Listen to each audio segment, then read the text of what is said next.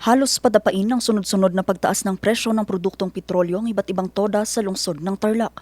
Dahil dito umaksyon ng DSWD at ang pamahalang lungsod sa pamamagitan ng pamamahagi ng cash relief assistance sa ilalim ng Assistance to Individuals in Crisis Situations o AIEX. Noong 8 ng Abril sinimula ng payout para sa unang batch ng mga tricycle driver.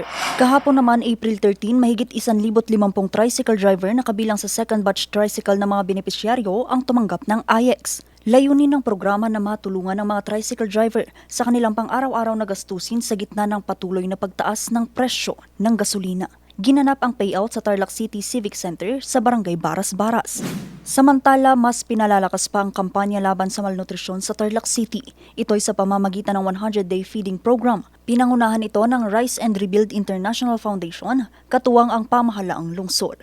Ang programa ay kasalukuyang isinasagawa sa 8 barangay kabilang ang San Isidro, Tibag, Sapang, Maragul, Karangyaan, San Luis, San Vicente, San Rafael at Matatalaib. Nagsimula ang programa noong March 23 at magtatapos ito sa unang araw ng Hulyo. Layunin nitong matugunan ang pangangailangan nutrisyon ng mga batang benepisyaryo.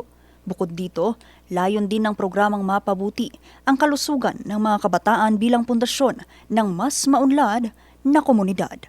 Vanessa Bugtong, RNG News.